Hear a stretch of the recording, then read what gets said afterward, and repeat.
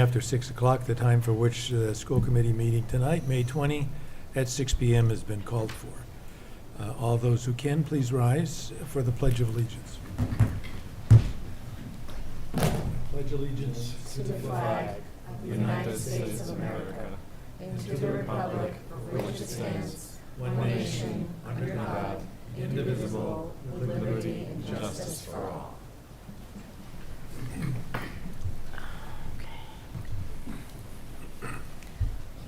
So our first item on the agenda is approval of minutes, but we don't have minutes to approve tonight. So we'll move on to Superintendent's report, Assistant Superintendent, Director of Finance and Operations report, School Committee member reports, Citizens requests, Human Resource Program update, Strategic Plan end of year report, Student handbooks, first read, Westborough High School, Elementary School handbook, Gibbons Middle School, and Mill Pond School.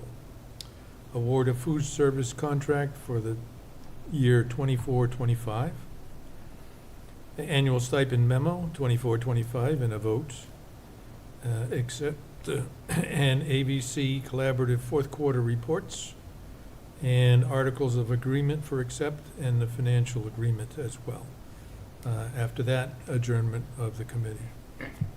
So with that, we'll start with the superintendent's report. Great, thank you. I think this is on. I actually have quite a few updates tonight. The first is this is our last meeting with Hallie Pellish.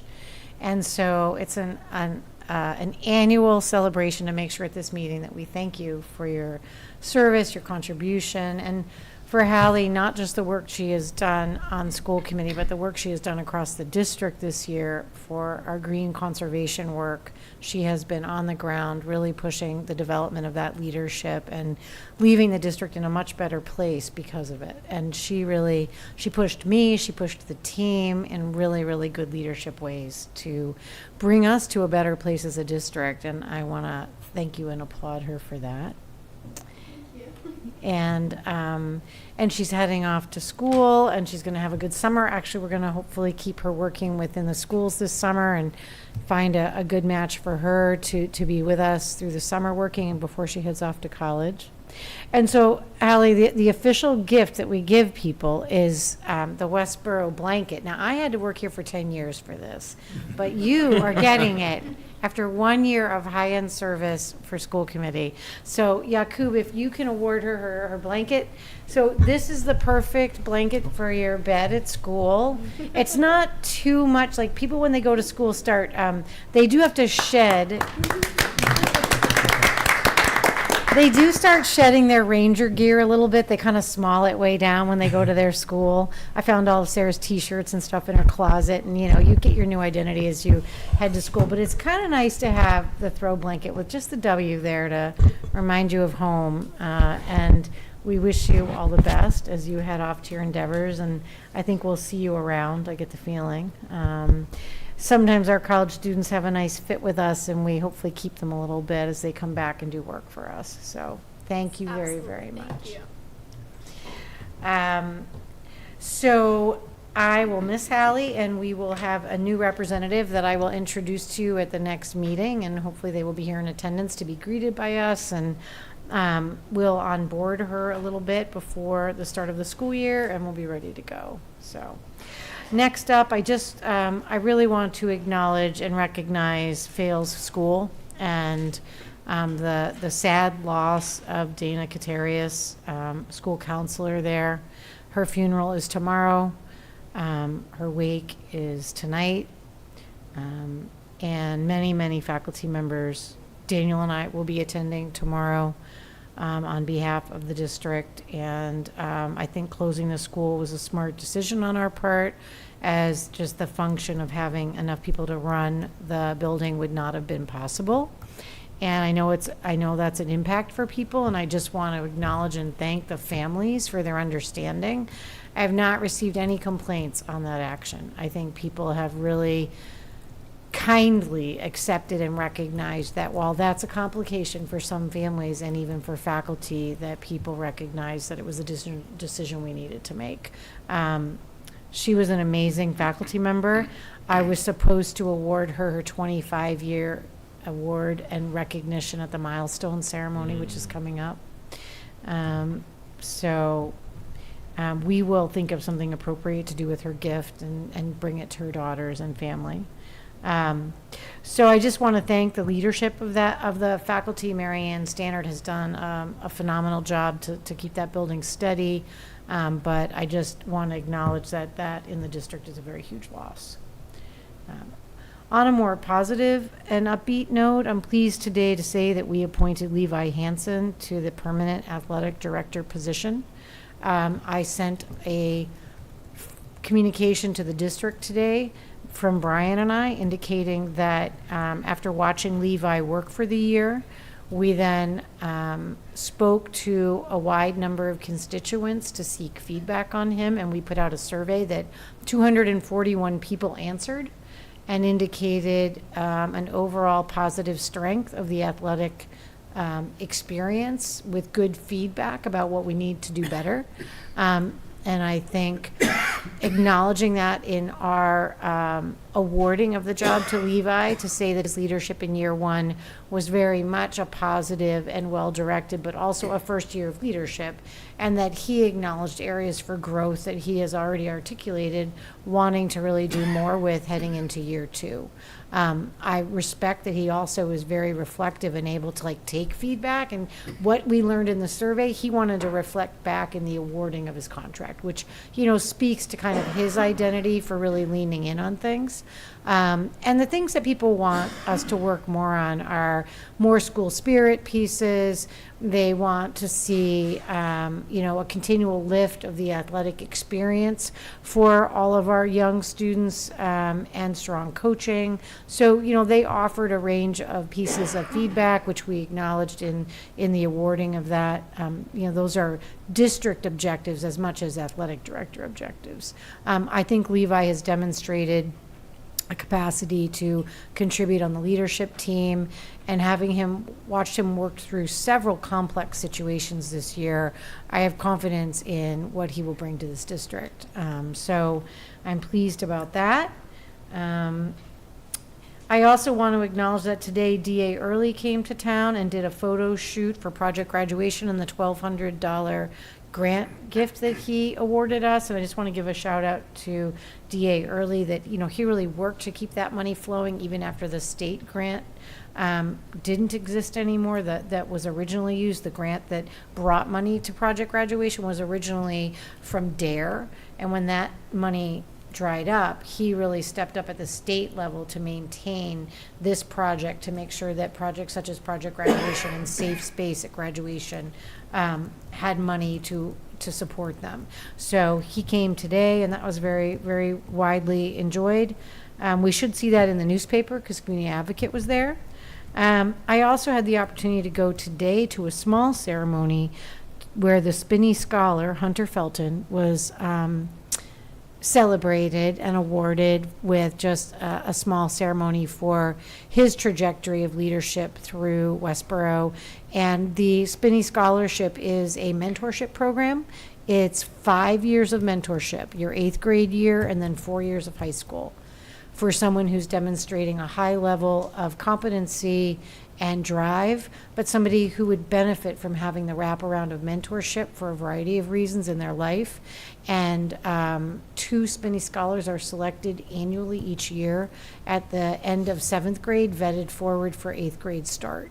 And then a mentor is vetted and selected for them, and they spend 5 years with them, and they also tend to follow them to college as a supportive network. And I have to say our Spinney Scholars have done very, very well. And, Charlotte Spinney was a beloved teacher in Westborough. And the scholarship is carried forward by Carrie Brown and a range of other people who keep it alive and well. So lots of exciting things that are starting to lean towards closure, but all super positive. Really, really a good feel across Westborough right now. And that is my report tonight. Very good, thank you. Daniel? I have one update I'd like to give you. We have appointed a new principal for the Armstrong Elementary School, Aidan McCann. We're very pleased that he's accepted the offer. He'll start in July 1. He's a very experienced elementary educator with 9 years in the classroom. He then became a math coach for 5 years, where he was helping elementary teachers become better instructors. He was an assistant principal in the Hopkinton Public Schools for 3 years, and he's currently a principal in the Natick Public Schools. He's done that for 5 years. So he's a very talented educator with both deep knowledge of pedagogical skills and also administrative skills. So we're excited to bring him on board. Very excited, yeah.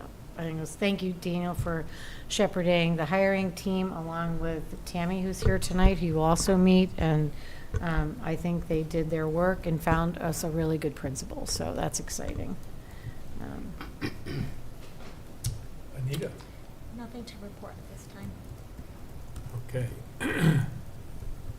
School committee reports. Ally? Okay, so we had our class elections for all of the high school today.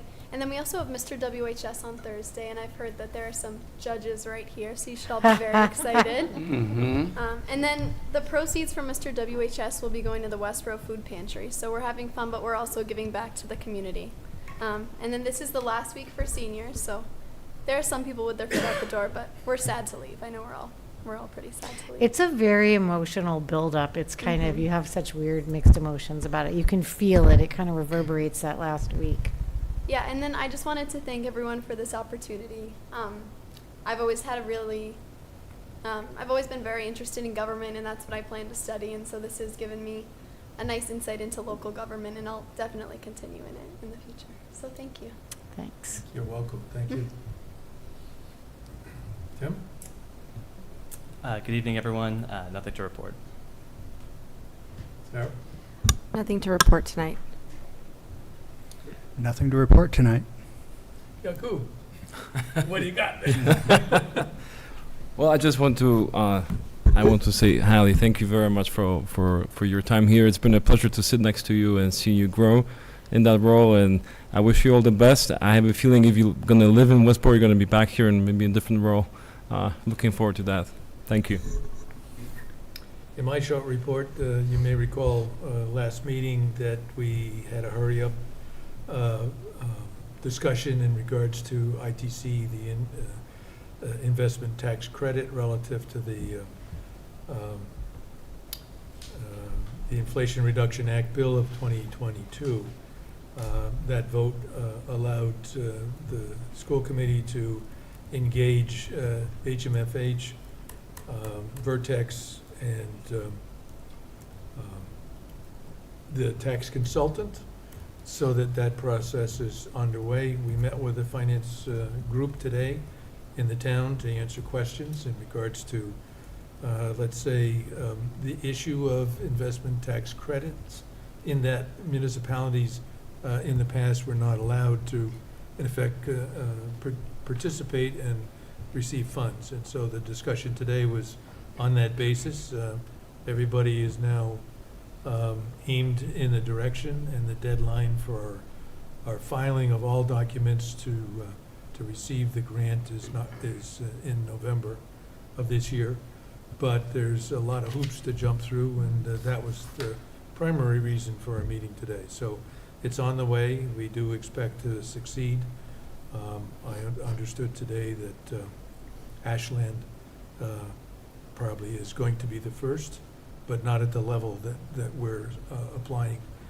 And so I'm very hopeful that the outcome will be what was discussed, and all the right people are engaged to move it forward. So that's it for my report. Citizens' requests, anyone here for that? See nobody, not even my wife. All right, next discussion is human resource program update.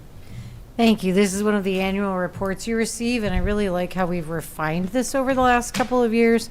Just, I want to give a shout out to Tammy as Director of Human Resources and the work she's done with Anita in partnership with the business department to have us really have a locked up tight clarity around all of our FTE and all of the tracking of the moving parts of 700 plus employees and the moving rotation of substitutes and maternity leaves and retirements and medical leaves. And it is amazing. It is amazing how busy HR is. Good thing it's not complicated. So, welcoming Tammy here to share with you her year, and a shout out to her department that has continued to do just incredible work. For her to give you a walkthrough of the highlights, and then also the stability of the rollover of the FTE work that we've agreed to bring to you year over year. So I'll turn it over to you. Thank you for letting me be here tonight. Can you hear me? Yeah. So this year I changed it to say Human Resources and Talent Recruitment in Westborough Public Schools, primarily because the two biggest roles of HR are recruiting talent and then keeping our existing staff supported and happy. So those are the two biggest things that we do. I would like to say that the most important is retention for our existing staff, but this time of year and all throughout the year, talent recruitment is extremely important because we want to replace our staff that have left with staff that is just as fabulous, if not better. So, just a little bit about our team. It's myself, and then I have 2 FTEs. I have my HR coordinator, Bernadette, and then I have an HR associate, Subashri. And the way we have, Subashri started last year, just about a year ago, and we've separated the work out by permanent staff and then temporary staff. And we have a lot of temporary staff when you think of substitutes and coaches and summer programming. So what happened last year or the year before Subashri started, our busiest season is about now through August, where we're hiring new staff, permanent staff for the new year. And amidst that, we're trying to onboard and offboard about 70 staff members to do summer programs, and it gets really busy. This is our busiest time of year. So I've separated it out between part-time or temporary staff and then our permanent staff. And we always work in concert with the finance department, especially payroll. Anita and I talk 60-ish times a day about various things. We text on the weekend, so we have a really good team, and that's how we get it done.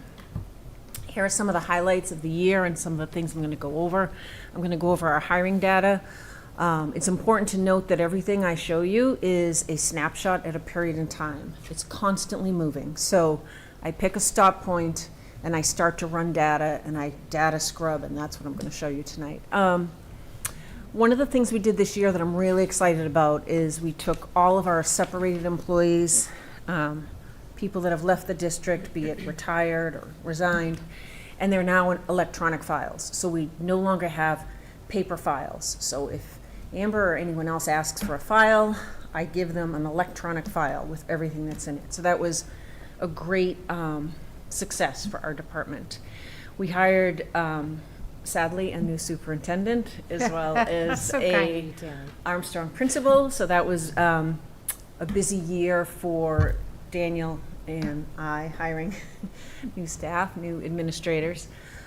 We also went live with our website, which I was certainly not as involved as John Green. However, I was very involved with the HR end of it, and we created a staff portal, which I was really excited about because our website used to be completely forward-facing, so people in the community could see what I would consider private internal documents as well as external documents. We always want our external documents out there, such as our pay scales and our benefits, because I'm constantly recruiting new staff and we want them to see what our pay scales are and what our benefits are. But I don't necessarily want the external world to see our internal processes for how do you get a reimbursement or how do you apply for course reimbursement. So these are some of the internal processes. We now have a staff portal, which I had really wanted, and I'm excited that we have, where people have to log in. You have to be be a staff member to access that. We continued with our equity forward hiring practices, which I'll get into, and our HR databases, of which we have many.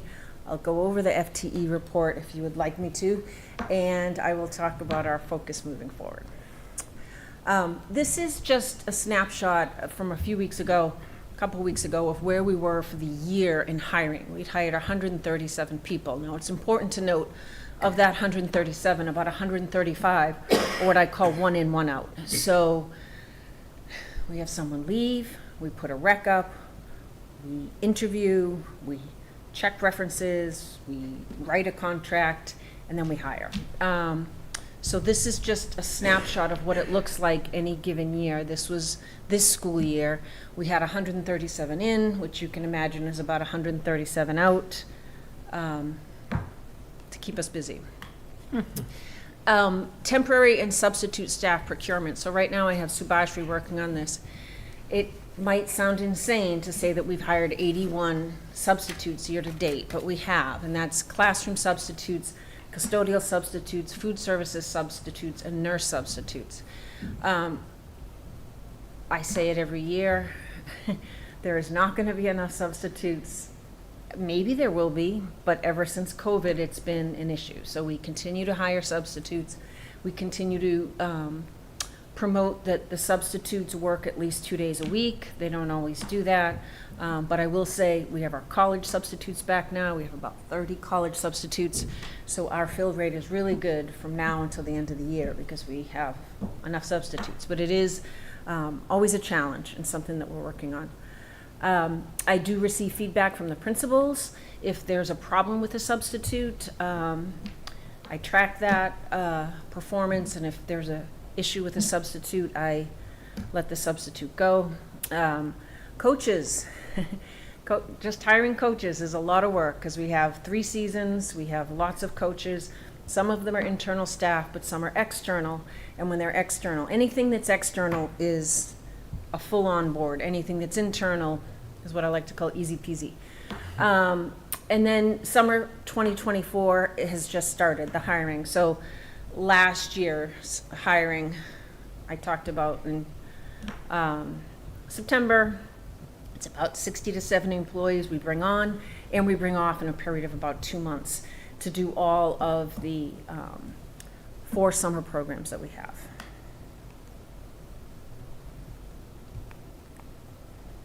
Hello. Oh, there we go. We've continued with our equity forward hiring practices, which is a major part of our strategic plan.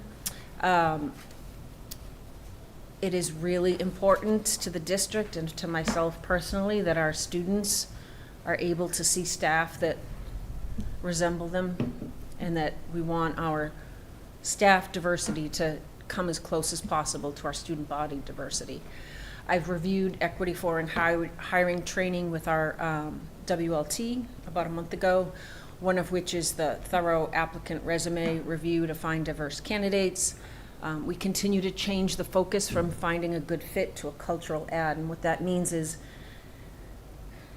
rather than always be looking, will this person fit in? How does this person fit? We're switching the paradigm to what can they add to our culture? What do they bring? And those are really important tenets when you start to think about increasing diversity, increasing equity in the district. And then I tend to attend job fairs. I mean, I don't tend to, I do attend job fairs. I went to the MPDE job fair, which is the Massachusetts Partnership for Diversity in Education, to which we belong. And this was the first year I went to Worcester State University, which was great because I had been wanting to get in there for a while. So finally I got in, and Jack Foley came with me, and Letitia, and that was great. They're fun. She has a good time at those. They are fun.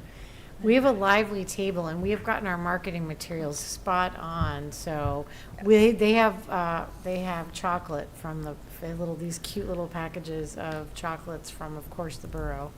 So Tammy's done a great job to kind of have our forward-facing identity at those look really, really good.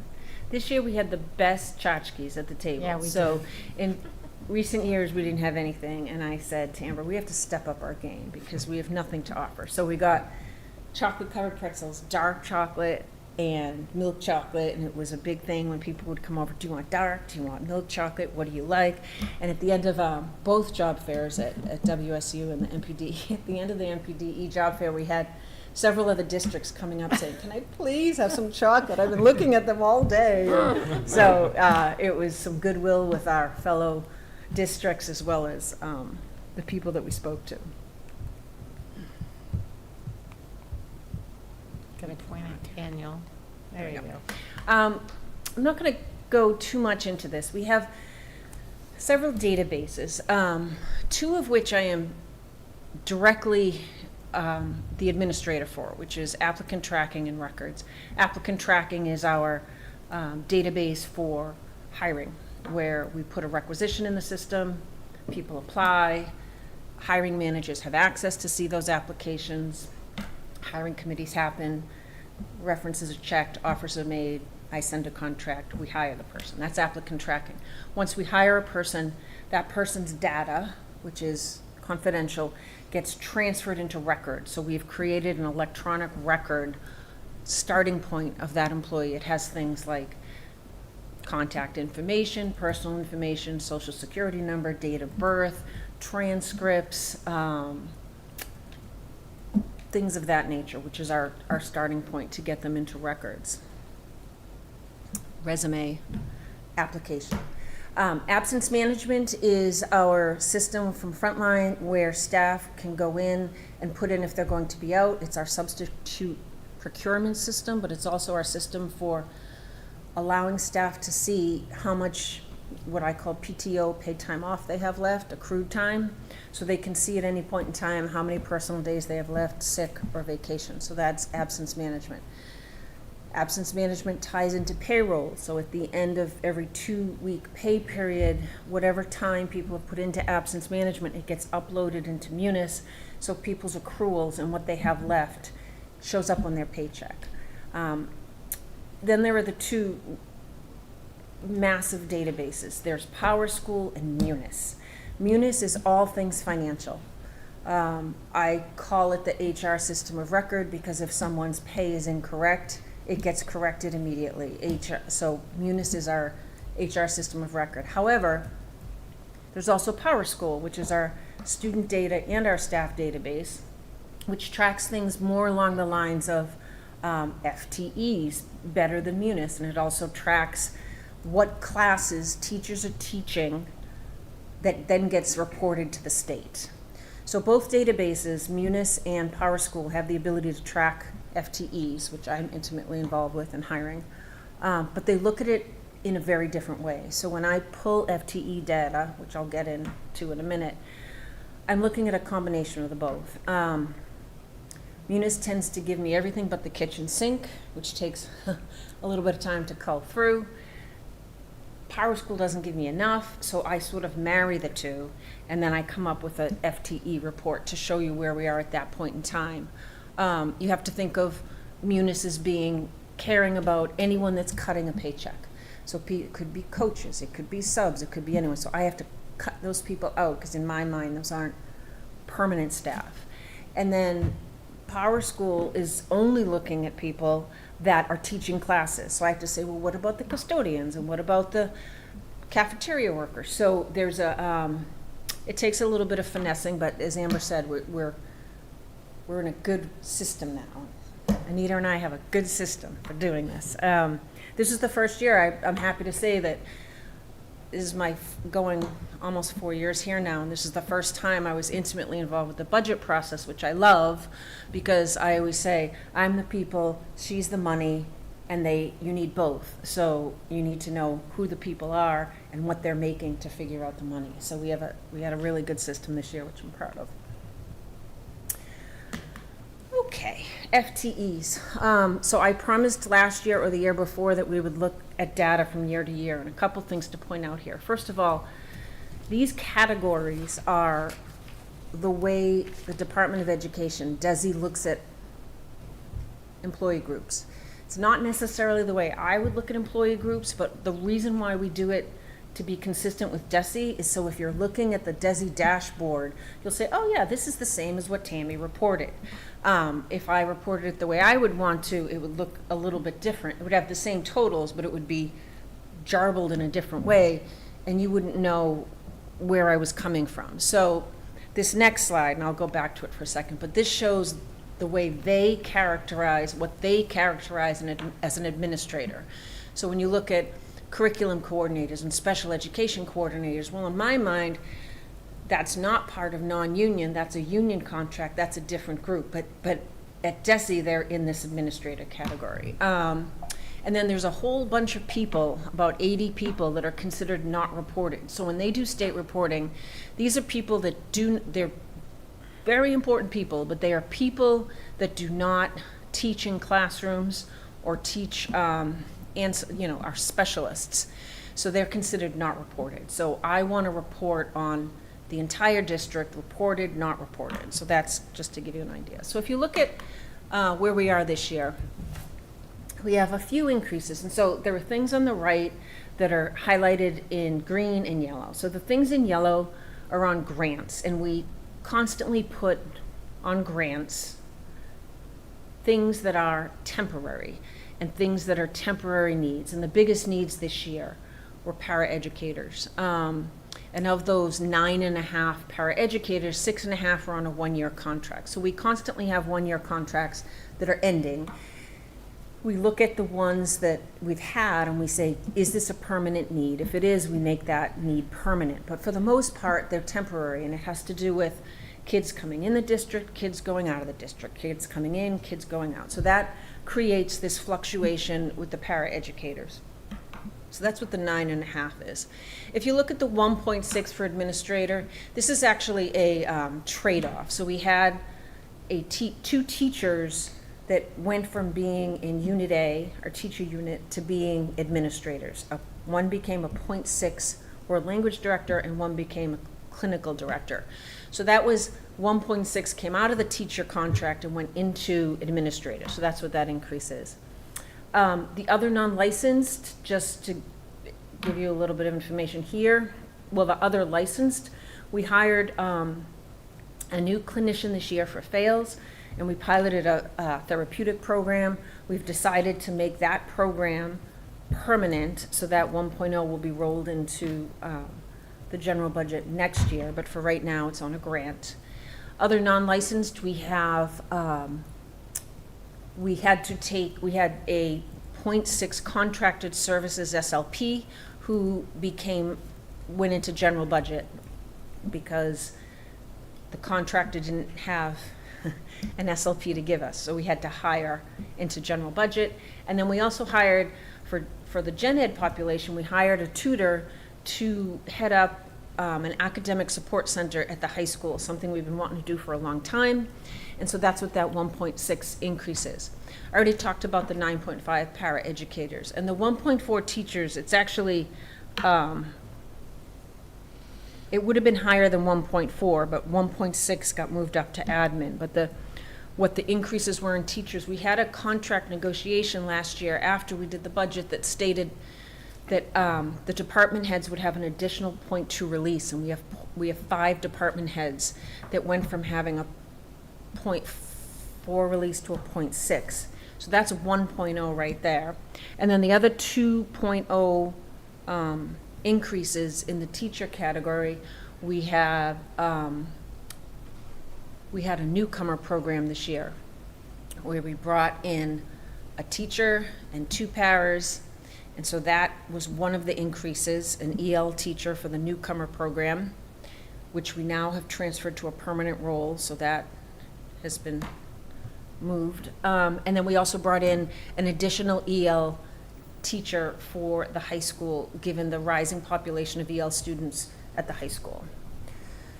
The not reported category is constantly changing. So the reason why it says -8 is this category includes community ed. And sometimes you have more community ed people and sometimes you have less. And I tried to figure out exactly who the 8 were, and I did, and they were mostly community ed, but there's also a couple of custodians in there that we have since hired. This category is constantly changing. So this is where we're at. The increase overall to the general budget is 4.6. And given the needs of the district, I think that's pretty good. So just a couple of highlights on that, and we can come back and kind of unpack that. As you track that, you're kind of looking at the newcomers program was when we just, across the trajectory of the year, we talked about the newcomers program. We had one position that we had not anticipated being in budget. With the others, we covered on grants, but we covered that newcomers as a proposal here.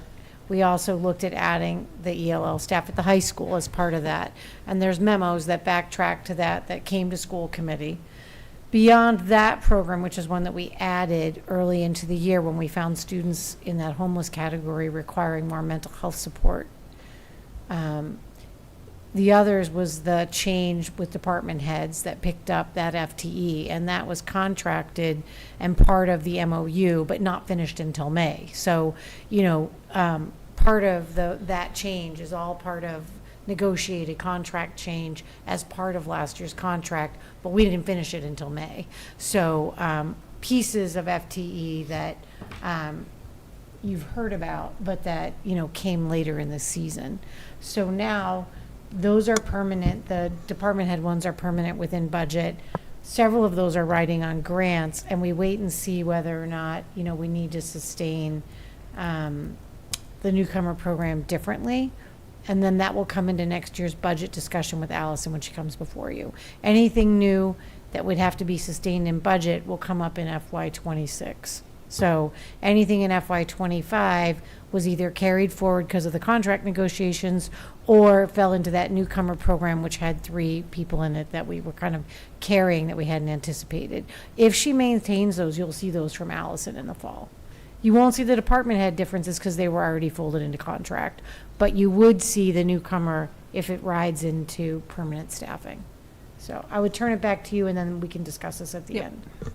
And one other thing, we saw a trend last year and a much bigger trend this year where we have a good number, a fair number of part-time staff.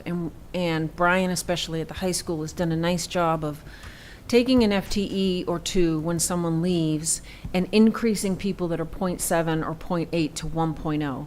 And that is extremely beneficial because it keeps our total people down. It offsets the FTE as a net neutral, but we don't have to insure another person. So this year, especially, the year we're in right now, and I'll talk a little bit about the hiring season that just began, he's done a lot of that. Mill Pond's done a little bit of that, and it's excellent because you don't have to insure a new person. We're increasing FTEs. So these are just the categories I was talking about. I couldn't get it all on one slide, so if you want to look back and see, well, who's in this category? That's what the categories are. Moving forward, before I talk about moving forward, I just wanted to talk a little bit about, we started the hiring season earlier this year, and I think it's worked out really well. Normally, I like to post the new positions that we know of, which is people that are resigning, which you tend to know about April, May, but as well as your retirees. So normally, most districts, and we would post the Friday or Saturday of April vacation. This year, I talked to Brian, who had a good number of openings, and I talked to Julia, who had a lot of openings, and I said, let's get them posted April 5th, which was a week earlier. But it worked out great because we have 80% of our professional staff hired. So we have 9 to go, but we've hired 31. And of the 31 that we've hired, they are excellent applicants. So I'm really excited about the people that we hired. I wasn't sure if we were posting a little bit too soon, but it worked out to our advantage. So maybe I'll do that again next year because early bird gets the worm. It was more expensive in some ways early on because we were buying in some expensive FTE, people with lots of experience, but then it also evened out.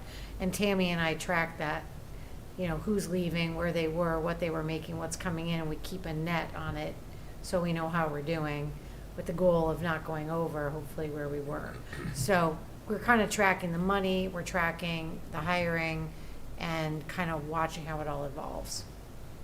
Yeah, there's something that I've tracked for years, even in my previous job, called vacancy factor. And what that is the salary of your outgoing people is compared to the people you've hired to take their place coming in. And so I did it last year. I did it more in depth this year. And what's worked out really well is we've charged the principals with, okay, you're hiring this person at a high rate and you're hiring at this person. I want you to, if you can, hire someone a little bit lower. And so everyone's kind of gotten on board with that. That's not to say that we don't hire the best people, we are, but we are looking at, you know, some of your most expensive people are the people that are retiring, and you do bring in some high people as well, but you also want to bring in new teachers that you want them to start their career here. You want the superstar new teachers who come in at a lower salary, and hopefully they'll stay here for 10, 20, 30 years.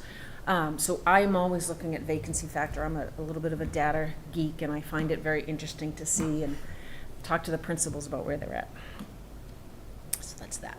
Moving forward, so we would like to move to, we do have all new employees, their employee file is digital, but we still have paper copy, and at some point we might change from that. I'm not sure how close we are to that, but we continue to digitize more and more aspects of the employee file, which makes life a little bit easier. Synchronization between PowerSchool and website. So an interesting fun fact was we went live with our new website, and we have every staff member's, mostly every staff member's picture and title that is an active staff member, and that is being pulled out of PowerSchool, which makes it extremely important that PowerSchool be active. So if a staff member leaves, that staff member needs to be deactivated so they come out of the staff directory. And if someone's new, that employee, that database needs to populate the staff directory so they show up. So our PowerSchool directory used to be inward-facing only. It was something that we used internally, and now it's outward-facing, which makes us much more motivated to make sure the data is correct and to make sure that if someone leaves, they're taken out. If someone's added, that they're added in. Continued outreach to and hiring of best applicants. I just consider that a big part of my job. It's one of, if not the biggest part of my job. One of the things that we often do, if there's a new administrator position or a big level position, we all network. Amber will say, who do you know? Who do I know? And it's every district does it, and it's the best way to get the best people, but we also obviously use our software. Continued comprehensive FTE monitoring, that's what I've talked about already. 99% of it is one in for one out. DEI training is ongoing, and an equity hiring commitment, that is part of the strategic plan, as I feel strongly it should be, and it is, and always expanding our substitute pool. So those are some of the goals for next year, and HR is cyclical, so you'll probably see some of those again next year. And that is it. Does anyone have any questions? I have a question. Can you hear me? Yes. Okay. Thanks for coming. This was really useful information. So thanks for presenting. I have a question about the slide that has the FTEs on it. I think it was total FTEs and headcounts. Can you just tell me a little bit about this addition for the therapeutic, the pilot that you're running in Fales, what that's about, and is that? Yeah, so it was an interesting year. We decided to pilot a therapeutic program, and maybe Amber can speak to it more, and we hired a clinician. But then we had a large influx of newcomer students. So we had dual needs, and we put both of those programs at Fales, being the newest school, the biggest school that has more space. So then we had this situation where we had that clinician who was part of the therapeutic program supporting an L teacher and 2 paras, and so the 2 programs sort of merged in that we had therapeutic and EL. Newcomer. Now what we've done is we've moved out that EL teacher into a role that was vacated, so that's a 1-for-1, and we're going to have a therapeutic transition program. and it's going to focus on the transitional needs of students that are coming into the district that might need a little bit of support before they either get into the classroom or move on to the next grade, depending where they're at. So well said, good job. So the therapeutic program actually was a design component that started the year before. And we run a highly inclusive district. So the goal is that at a building-based level, we've hired all the necessary staff to be across the buildings so that students can be in their home school. We had a very small cluster of students that were spread across the 3 schools who had some intensive therapeutic needs, falling heavily in the pre-K to 3 arena. And after a lot of discussion, felt that we needed a cluster program to support the needs of those students more strategically. And they would then either continue out through fails or go back to their home school choice of, working with family. That program was up and running, and those are for students who require a space that's separate at times, additional counseling up close, interventions around the break day and trajectory of their time and day. So a whole variety of varied needs that require some additional targeted staffing. They are still included at fails, so those therapeutic students are still folded in more flexibly to fails, but at the building-based level, didn't have the intensity that we needed, so we clustered them together. And that's like 3 students, so that's a small intensive program. So is that need also at Hastings, and is it being Well, so fulfilled there? that's why we say it is a cluster program, which means the student from Hastings or a student from Armstrong, if they fell into that level of need, could opt to attend that program if needed. So 2 of the students in there are from Hastings and 1 from Armstrong. So the therapeutic program is students from their home school that have moved to that program, short or long term, to get the therapeutic needs met that they might require, and then they can return to their home school, Hastings or Armstrong, or working with a family decide to remain at fails through trajectory. So it's kind of a very intensive and flexible at the same time. When the newcomer program needed to be activated, which was a different level of very trauma-based intervention for students that had been coming in that required intensive L support, or totally non-English speaking, not had any schooling or had very fragmented schooling and trauma-based needs, we set up a very intensive program just for them. Now we're at a place where we're blending those 2 this year. So there's some really good things going on, but it's just part of a dynamic program with lots of options going on across district. So. And just to follow up on that, when you think about resources, which I think about all the time, let's say you have 4 or 5 students in K to 3 that have either temporary or permanent, but in this particular example, temporary extensive needs. It would be very difficult, and from a financial standpoint, to have a program in each school that has 1 child or 2 students, and then you have to hire a person for this school, a person for this school, a person for this school. So what we did for K to 3 is we bring them all together in fails. They're in the program, and then when they're ready to go back to their parent school, they go back. Or they stay, but currently we have them send back. And then that way you have a small, very intense program that is servicing all the K to 3 students that have those more intense needs. So Sherry's weighing in. She said, they text me during the meetings. She says, good description. She said it provides a K-3 program opportunity. All the staff will be funded on the IDEA grant for the 24-25 school year. So all the staff for that program are funded on grants, and it will be carrying up to 9 students next year. So, again, it's developing the idea is that we are a district that has a wide array of choices that balance out what families need, what students need, what teachers need, into a kind of a cohesive programming, most of which happens in the home school. And then in some cases, a target program like this. it supports students remaining in district versus out of district as well. And there's bilingual staff available as well. So again, in merging the two programs this year, we were able to create something that we feel is dynamic and has balanced out nicely. So just for further clarity, are those kids, I mean, are they coming over for a couple of hours and then they're going back, or how does this No, work? they're there full-time at Vales. So when you say, okay, so if they needed the help for a year, then they would at that point Yeah. transition back to their home school? Yeah. Okay. Yeah. Yep. Jakub? Hi, Tammy. Thank you very much for the report. I love the passion you bring to HR. I think it makes a difference and makes for a better presentation too. So I appreciate that. I just have general questions. I can tell the department is in good hands. I just have a question. But do you see any trends, worrying trends in HR and hiring? Actually, I'm seeing better trends this year than last year. I haven't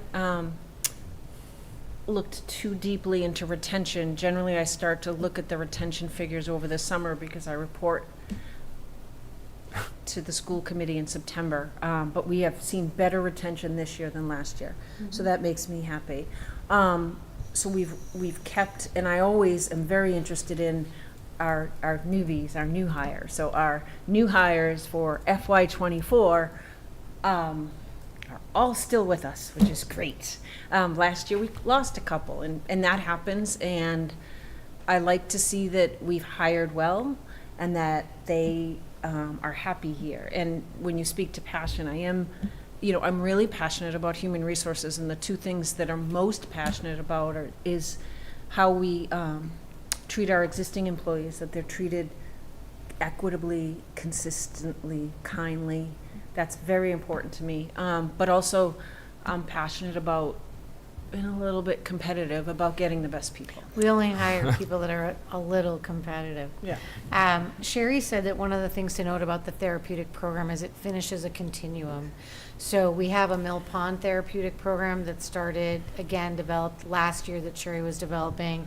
There's also an embedded strand of therapeutic available at Gibbons, and they're starting one at the high school next year. So by providing a therapeutic strand for targeted mental health and really a range of needs that have more intensity, there is a strand available across district, so.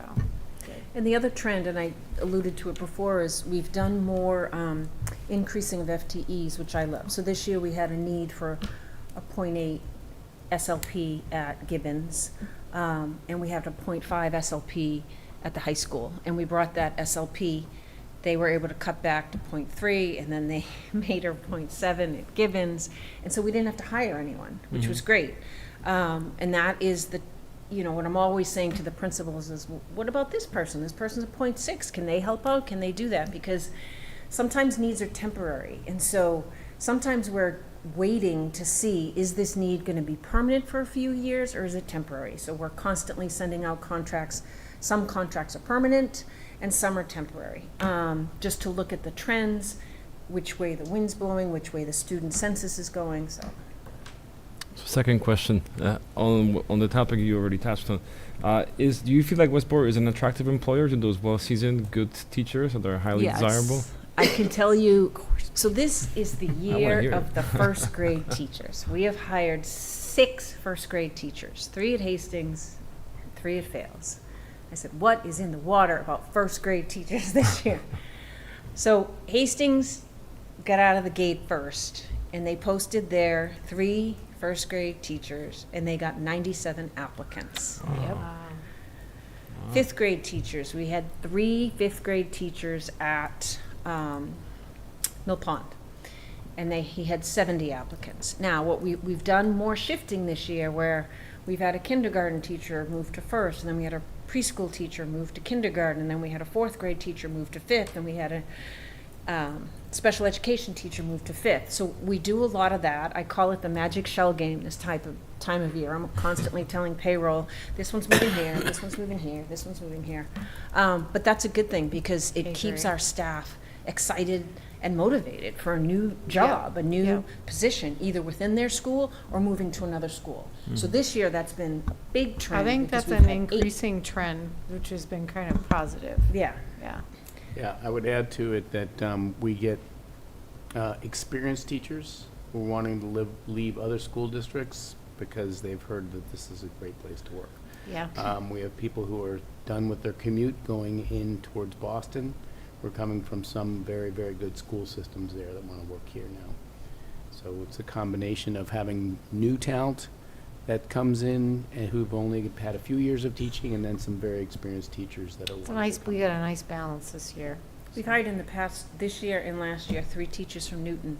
Newton pays higher than we do. However, I always tell the principals, Yeah. if the closer to the city, they have to expect that they're gonna take a pay cut. So we have this big discussion, and then I Yeah, talk we to the no new name, we teachers. no Just naming, districts no that naming are- any that No are districts. names, easy no for names. us. All right, No just naming, districts strike near the Boston, record, districts near please. Boston. So, No naming. one of the things that I will say is Okay. that I've had several teachers say to me, I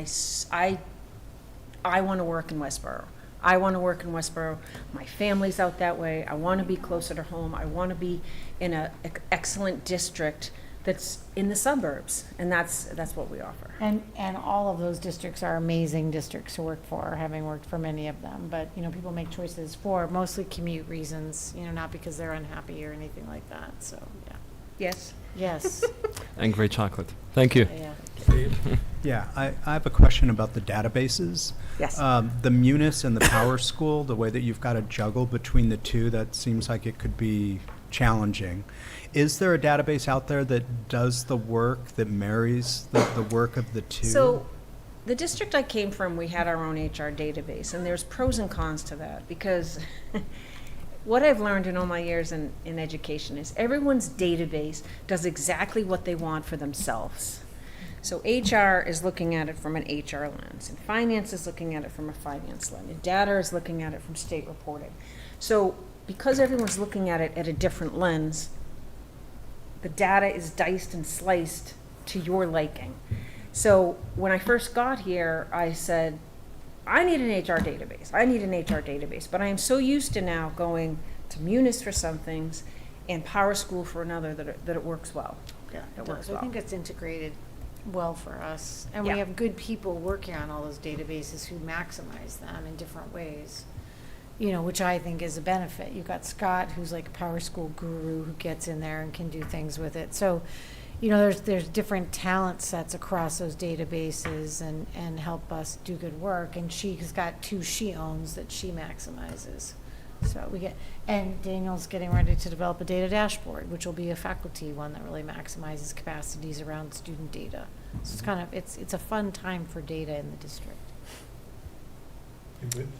Yeah, Okay. thank you. Tim?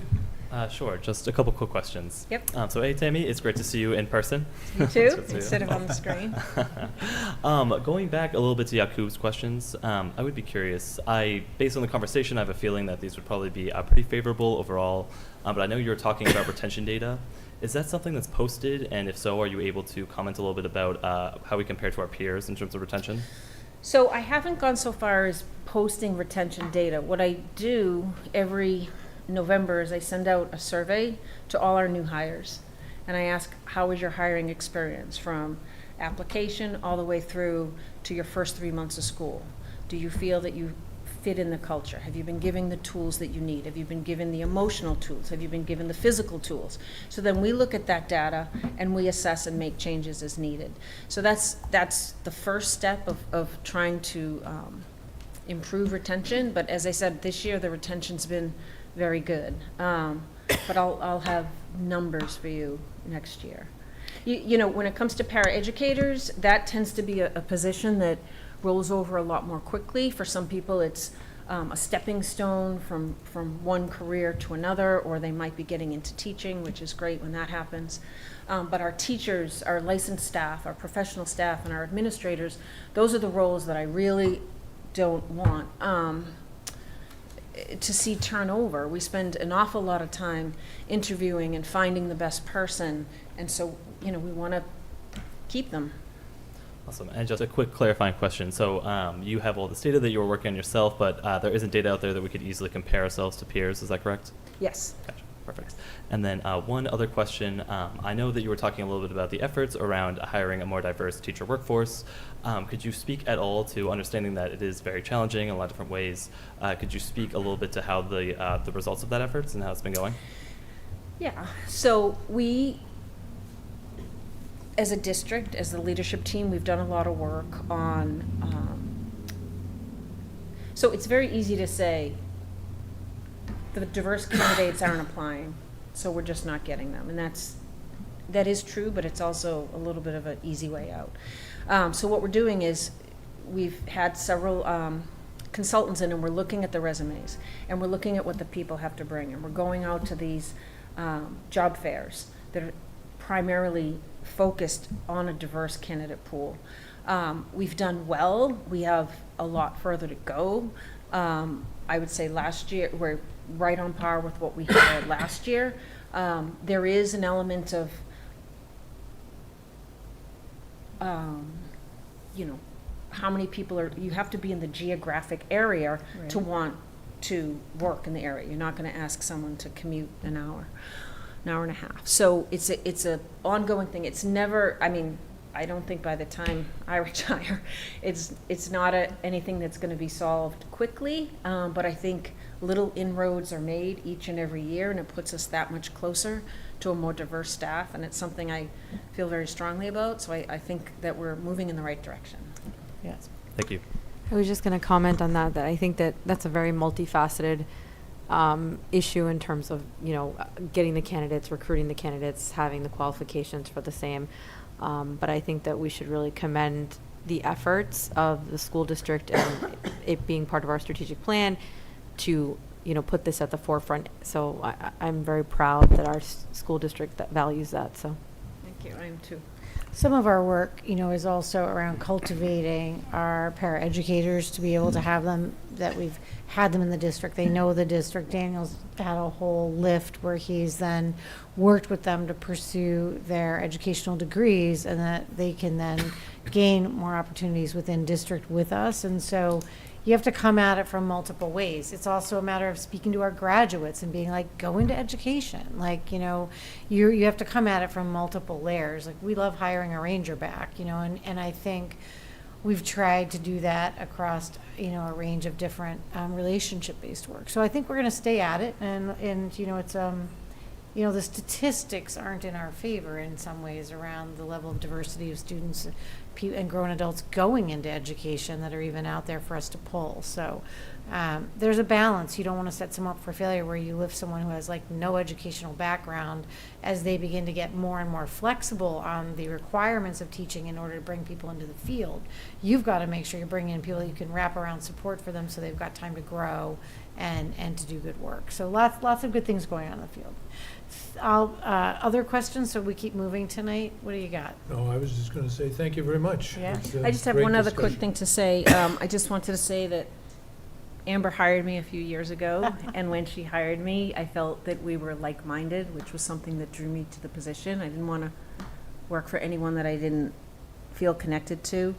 And one of the things that I was most impressed with that I learned early on was that she always thinks, how can we do things better, not keeping things status quo, which is something that I believe in as well. She's guided me to think more broadly, and she's made me a stronger director of HR. And I would like to publicly thank her for her guidance and collaboration since I've been at WPS. And I know that I'm better because of her, and she would be greatly missed. Thank you, Tam. Such a good HR person to put in a nice note at the end. She won't have to off-board me. She'll be like, I know what you would say. Thank you very Tammy. much. Thank you. Tam is as dynamic as she seems. So our next item is the strategic plan end-of-year report. So I'm going to keep us moving tonight so that you feel, you've got some pacing on this. I'm going to open up the strategic plan and just kind of highlight for you a little bit about, as much as what I would walk through with you, I think what's most important for you to step back and understand is how we use the plan, what it does for us as a district, and what I hope you will continue to work dynamically to maintain in whatever version Allison wants to develop that with you. But as she moves into her own work, I want to hold up the importance of strategic planning, and that you can't get to big goals because they can feel unattainable unless you commit to them in writing, unless you break them down into measurable steps, and you give them people to love them. So there's, everybody that's got a piece of this carries the ball on their work. My job as the superintendent has been to shepherd the work and to cross-reference the work that people are doing and to keep the pace up. So a strategic plan document will be essential for you as she evolves in her work and looks towards what she wants to do with the district. And for us and for me, over my 10 years, the strategic plan has provided a roadmap that we could commit to and also show measurable progress and growth, where we could come back to you and say, this is what we said we were going to do and this is what we've gotten done. So that each year, mid-year through the year and end of year, we've always provided 2 reports that give you how we're working midway and then how far did we get. What you don't always see behind the scenes is that working document then rolls back to the leadership team, back to cabinet, and they will spend a retreat in the summer fleshing out that work. There's much more that's been accomplished this year that's embedded even in the larger document, like Daniel's data dashboard work isn't even really reported in here because it's embedded in the larger strategic plan. We lift out each year some of the bigger things that are going on so that you can see them and we can share progress. So, as the leaders of this district and as the people that shepherd the superintendent, I do think that it will be good for you to be able to track how Allison evolves this work and what new versions she brings to it. This year, I would say that across our major themes, when we reported mid-year, all the items you see in blue, that's where we're really in our stride. People were flying through work. We were in the middle of getting a lot of major target goals done. With the UDL work, it's really been year 2 of universal design work on the ground, more training our department heads and working up close at Gibbons with a specialist who was in there training them, Tara Trainer. Next year, those department heads and those buildings will work independently, I believe. And the high school focused on training the department heads. And now the department heads are picking up that ball to think about revisioning what parts of universal design work do they want to be working forward with their departments. You also had very robust PD rolling out through K-3 around UDL, and that's coming to a close and has finished as of now, hasn't it, Daniel?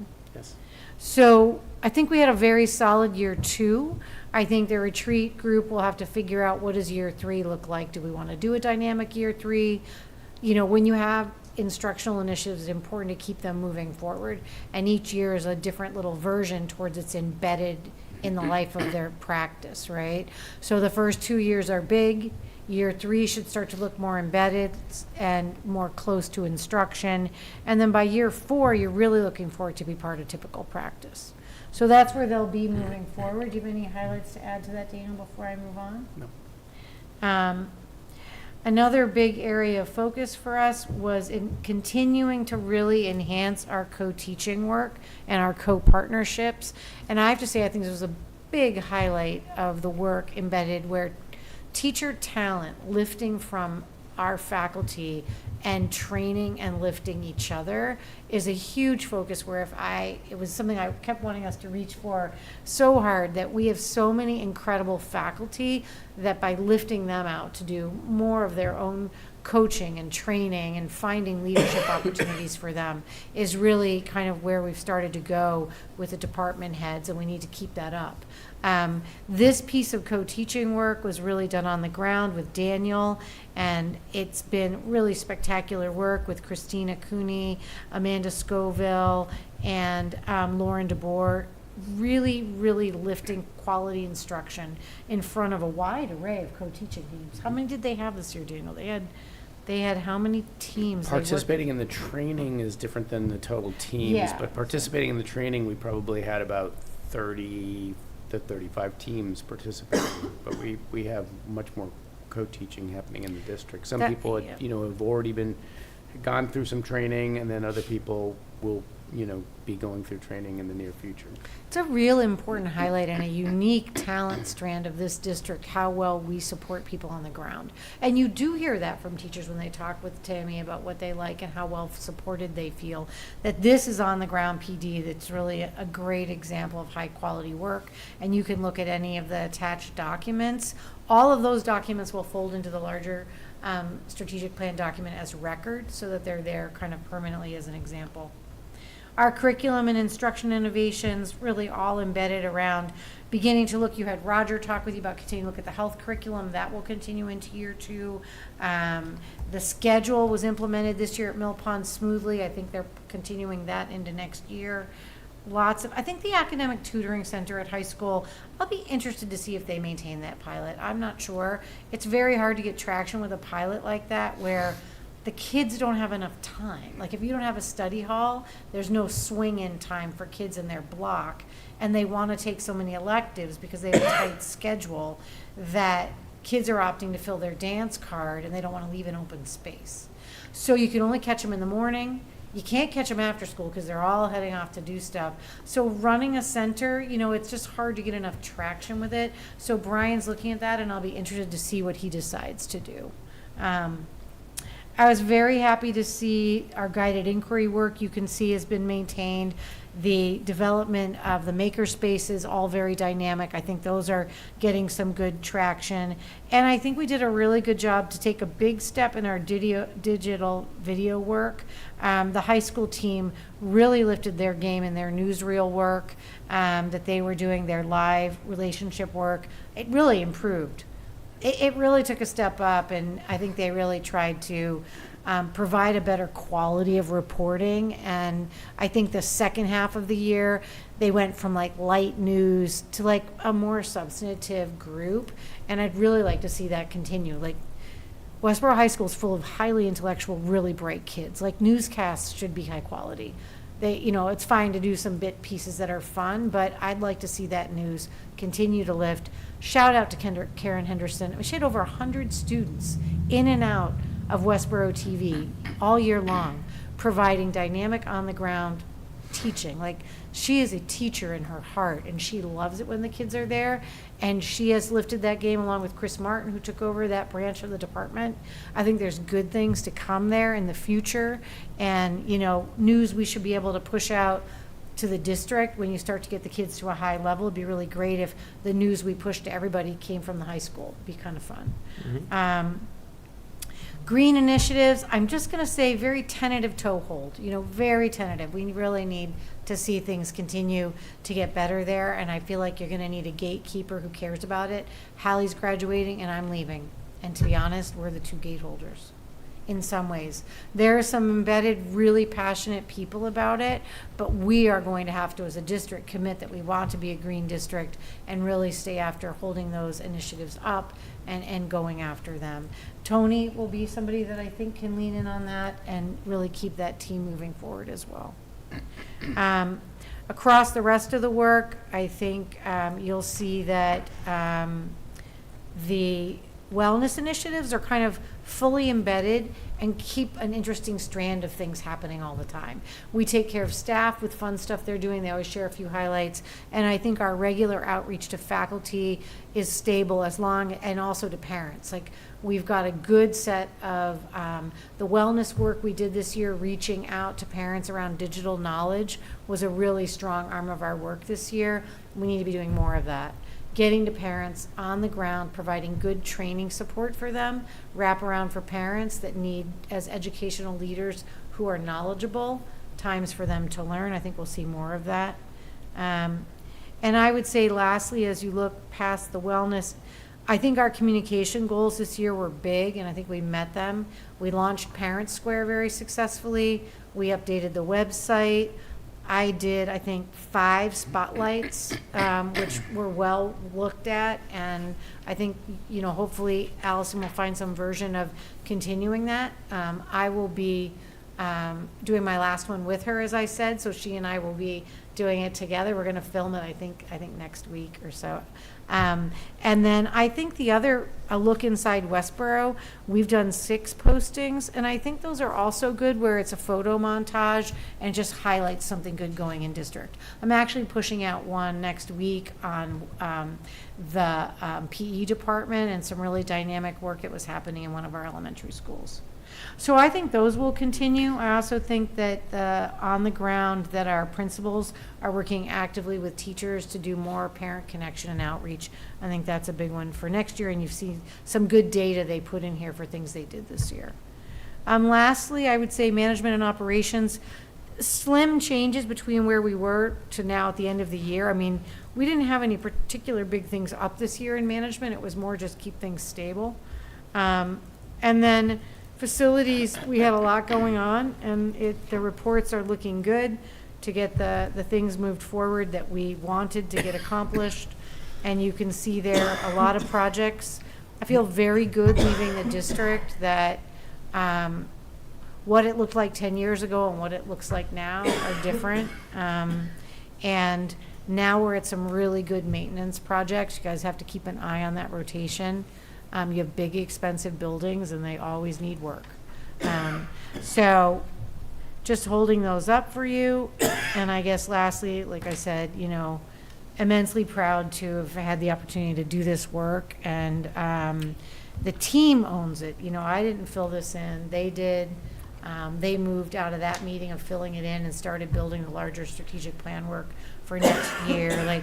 I feel like there's strong ownership of this by the WLT, so I know it'll live well as they kind of move into next year with Allison.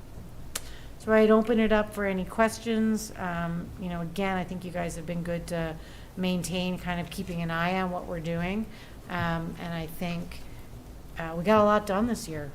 So I'd open it up to any questions or comments, but other than that, that would be my report on the strategic plan. Tim? No questions at this time. Thank you. Same, no questions. Yeah, no questions. Thank you for the update. No questions either. It's like I love stunning you guys into silence. It's just No, great. you know better than that. It's just that you did very well. That's kind of you. It's really been a joy, I think. This was my baby. This was like my thing when I got here. We didn't have a large document of long-range planning, and I just think you have to have long-range planning, or you can't do bigger vision of things you don't think you're capable of, right? People didn't think they were capable of getting that field done, and putting a second one up on the top seemed like too big a stretch, but like when you put it down in writing, you commit to it. The rule is if it goes in the document, we get it done, and once we said that, we got it done. So, I think it's a good document, and it'll be really fun for you to see what Alice envisions and what kind of document she'll create, which will be really nice. And that's it for this, and you can roll to the next thing in the agenda. Which is a first read discussion of student handbooks.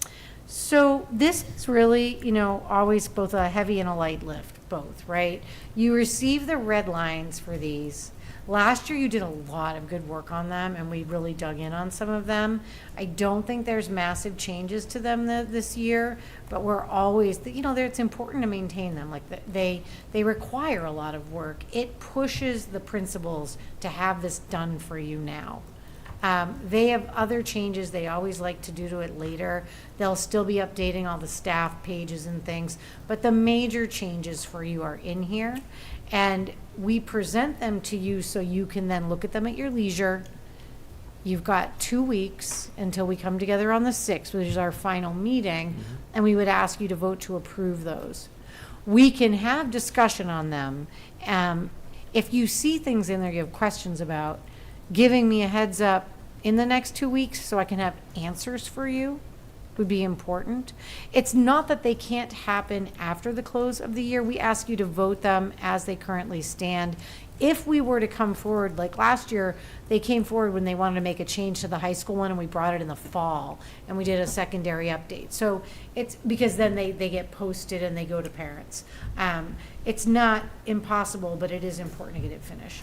So I think if you can put a little time into those, that would be helpful. Feel free to call me, and I can reach right out to a principal and get answers for you. And then we would hope to vote those on the 6th. I Okay? only have one comment Mhm. at this stage.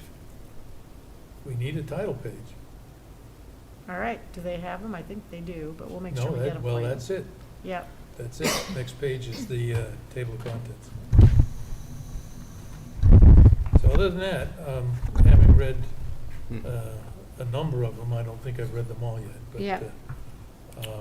As you said, I think the changes are logical, part of our experience this year primarily, because we did a fair amount of work last year. You did a lot last year, which I respect. I mean, it's one of your jobs, and it overlaps with, policy oversight and different things. And I think at the same time, the handbook illustrates, and Tim, just for edification, policy and protocols sort out differently. And this shares you some of the protocols and practices and guidelines. So your handbook has more fleshed out detail. Policy runs high. Implementation at the building level is, owned by principals, questioned appropriately by school committee, but, owned within the trajectory of procedural operations, are in-house. But we want them to mesh thoughtfully, and that's what creates climate in schools. And so you can and should, have your comments on them. Yeah, so I have a couple of comments and some red lines, I guess, which I can just do offline and just email you. That would be some of those great. If you questions, I email think. me, then we can chase those down. I Yeah. love that. Thank you. Title page, red line, questions from Sarah, run through them, pull them forward, and then send them to me within a window to have it in front of you on the 6th. If you need a principal to attend, they can, but I'll try to chase down any answers and bring it to you in a way that makes sense. Very good. Anybody else? Tim? Nothing at this time. Thank you. Steve? No. Okay, cool. Well, Okay. well said. Thank you. Very good. Excellent. All right. Next up, awarding of, you've got the food service, so we'll turn it over to Anita. Thank you. Our current contract with our food services management company is set to expire on June 30th, so we went out to bid in April. Last week on Wednesday, our review committee, which consisted of myself, Sarah, and Melissa Kane, that is here, she works for us in my department as the fiscal coordinator, and she works directly with food services for all of reportings to DESE. And she also processes the free and reduced lunch applications. We met and we reviewed 2 bids, and at the end of our process, we concluded to award the FY25 contract to Whitson's Food Service. The contract will be valid for 1 year with 4 optional 1-year contracts. Sample menus for Whitson's offerings were handed to everyone. If you want to take a peek at those. Melissa, Sarah, and I called references last week as well. There was a lot of different words thrown out, such as insane amount of offerings, phenomenal. A lot of people mentioned that they're a great smaller company, family company as well. And they said that they're very personable. The owners of the company will most likely come out to meet with us just to introduce themselves. So we were very overall impressed with their bid. And if Melissa or Sarah have anything to add to. Well, I don't know. Does anyone have any questions about it first, or are we good? Well, I was just going to ask a couple, which is, what basis was your review? Was it service and dollars? How did you actually make the decision between the two? Yeah, so from my understanding this year, the guidelines had changed in terms of the assessment and how this process goes. So this is my first time engaging in it, but also it had recently changed. So it was supposed to be a combination of both. And then at the end, you reach the dollar amount, and that can, make or break the decision, essentially. I will say that one of the bidders, there was two, and we've been working with Chartwells for a very long time. I think everyone is very satisfied with them. They've been great.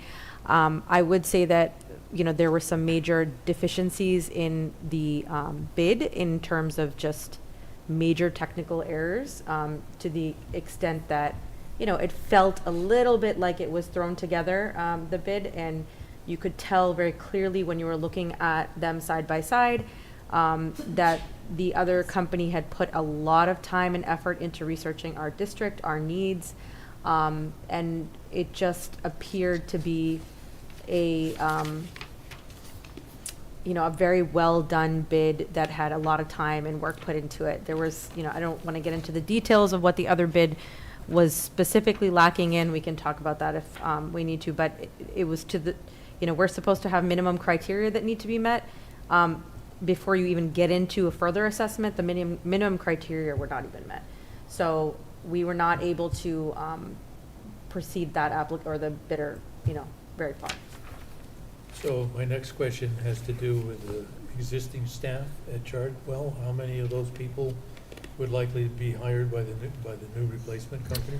So look at me, I hopped in on you. It's okay, go ahead. So the actual on-the-ground cafeteria staff are our faculty, and the only hired employee is Jacob.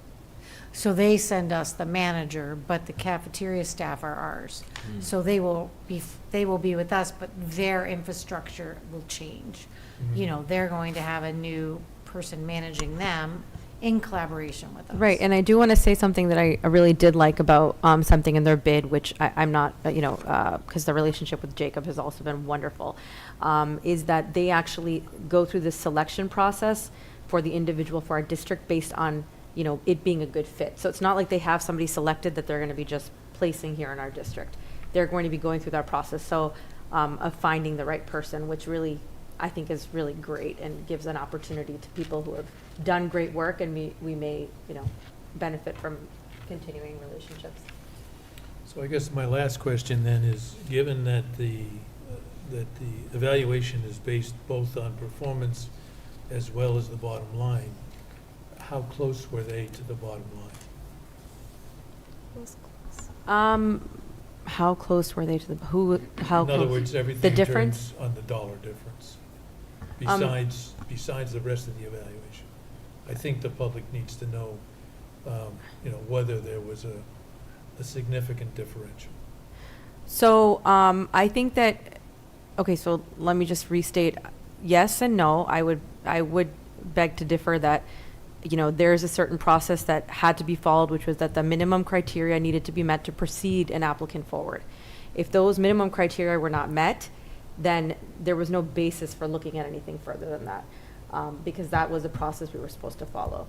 So ultimately, even the difference in numbers that may have been present, it's very hard to do an apples. It was completely based on different criteria. So, for example, one thing I'll tell you that Whitson's is doing that comes with a huge value that doesn't have a dollar number on it, and Anita can tell you a little bit more about it, but the sustainable piece, which is Manager. inconsistent with our, why don't you tell them about that? Correct. So Whitson's is going to hire on their dime a sustainable manager to work with our district, and there was no money attached to that. So that's something that I know that we can't take that into consideration, but that's something that the three of us also thought about as well. So explain what you meant by sustainable for food service. So I think in terms of eco-friendly, working with Green Earth, sustainable use of like plastics and papers and so on and so forth. Okay. Yeah, I understand that because evaluations are sometimes not even dollar-based for performance. And I think the bottom line is what you're what you're saying is your evaluation was, on an apples and apples basis, was who was going to perform best for the school system. Partly, we followed to the T what we were supposed to do. If a proposal is stating, the name of a different district, it's very difficult to take a proposal forward. So, whether it's a technical error or not, but when there's multiple things like that, it's just difficult to assess what the intention was. I certainly asked a lot of questions when the bid was open, and I feel that they gave both applicants as close a look as they could. Yeah. But I think there were enough errors in the bid package that they had to then also look towards the fact that Whitson's had provided not just a solid application, but an application that demonstrated that they wanted Westborough, that they had prepared thoughtfully, and that they are committed to matching to our district at a high level. So it's a big change for us. Chartwell's has been our food service for a very long time, so it feels different, but that's what the bid process is, and, we have to And I would accept it. further say on that it's a 1-year contract. So essentially, it gives us the opportunity to really keep the bar high and see how these people are doing, and Right. if there's any default in contract or, something that's not to our liking, and we're able to, if we need to, then we go out to bid again. I like that. I think you should consider just making sure that you all keep a close eye on that, and that you do hold the standard to assess where we are, maybe do some mid-year surveys and things to make sure that the satisfaction level is where we thought it would be, but certainly the amount of fresh food that they talk about, the amount of things that they provided the district, I think they are a really solid company, and their references were stellar. I pushed on Anita as well, and she really unpacked the references with me, and I feel that they were very, very strong. So who Okay. created the evaluation criteria? Did it come from, say, Desi or somebody? It was Desi. Okay. It's from fine. Desi, yeah. Thank you. Desi directly. Do we ordinarily extend a 1-year contract? No. So for food services, that's always how it is. So Okay. it's 1 year, and then you can offer up to 4-year, 1-year extensions. right. Right. Can I ask a question? Sure. Kind of point of order. So we're updated on this, but we're not making any decision. This is just for information only, correct? Well, I'm not sure of that. It's a contract. You have to vote it. So You have to vote it. But when a bid is awarded, you have to award the bid. Legally, you need to vote. But the bid by law is supposed to follow bid process, and unless they had Steve can be answering these questions. Sorry, I can turn it back. No, it's okay. I'm leaving. I might as well get in The there. critical piece is what the source of the review information was. Right. And to the extent that it's established by Desi, then, as Sarah said, that's the process, and we have to follow the process. If you hire an engineer, for example, it isn't a dollar amount. It's who performs best for the needs of that particular proposal. So, back to you. So are we going to vote on this today or at some point in the next You meeting? need to vote. Today. I think we need to vote Yeah. today. Yeah, we need to vote. We always bring bid contracts to you Yeah. and explain the process, so you understand what happened, and then you vote the contract. So I'll just say, I wish I could see more details about the apples and oranges, but What would happen I- if we waited until the next meeting and that the committee be provided with the whole package of what was put on the street and what the response was? I don't have the exact dates, but Desi has a strict timeline on when they need a draft contract to them and when they need the overall contract. Well, you could supply the draft contract to them now, okay? Okay. But I think to satisfy my own Okay. needs as the people who are going to vote, I would suggest that the comparison be shown to each member of the committee. Okay. So you bring them both with the check sheets that you did? Yep. Yep.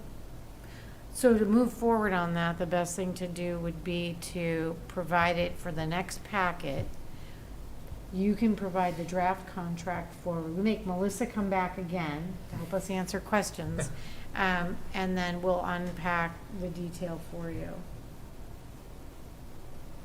Yep. All right. Is the committee I- okay with that? yes, thank you.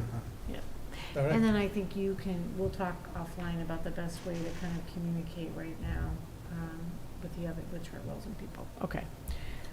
I think if you gave us the list of things to evaluate, standalone, okay, and then the summary sheet of the yes or no's against those. We don't need to see who the final story was, because you've made the recommendation. Okay. But I think for transparency, whole cloth, and the ability for the committee to respond to any questions based on this discussion, I think that's what we need. Perfect. I think you guys have good process, so you can bring it. They were very thoughtful, so they can easily provide that to you. So, thank you. All right. Very good, thank you. Next piece is a discussion of the stipend memo. So the stipend memo was provided at the last meeting. We went through it in detail. We had some good discussion about it.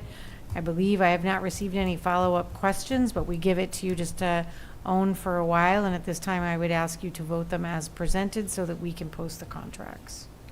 Okay, before I ask for a motion, are there any points that anybody would like to have answered in regards to that, the stipend memo? Okay, anyone wish to make a motion then on the memo as presented? I move that we approve the annual stipend memo for 24-25. Is there a second? I'll second. Thank you, Tim. Any discussion? No discussion. All those in favor? Okay. 500. Thank you. We'll be able to post those. I'll be able to let Lynn get them up on the website, and we'll move forward. All right. Next discussion is Assabet Valley Collaborative and Accept Collaborative.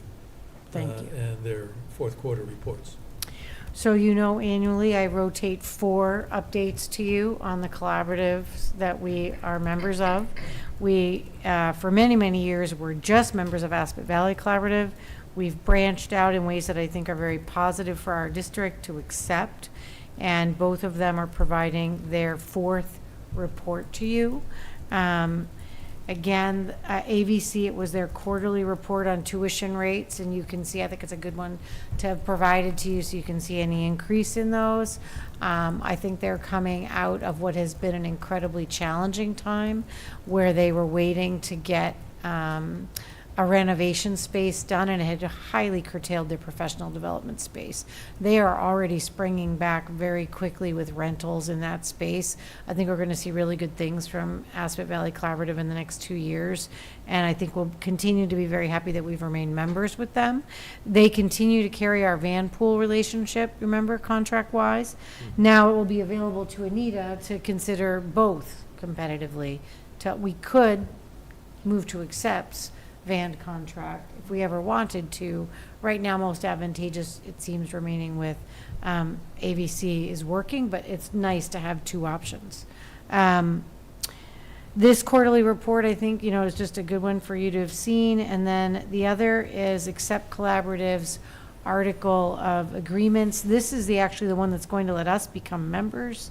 And this is their general article of complete agreements for just the board, and they've cleaned them up. They had done some work on them. Fairly standard. That's what she provided to me as an update for you. And the other one is their financial agreement. So our action is to accept? To accept that you've received those reports, because they need the 4 quarterly reports and the minutes for their reporting to the state. So you can just receive them, and that's good. You're good. You can vote. I think it's good if you vote to receive them, then they know that you acknowledge you've had them. Okay. Is there a motion to vote to receive the various reports from AVC and Accept Collaborative? I move to vote to accept the Reports as presented. the reports as presented.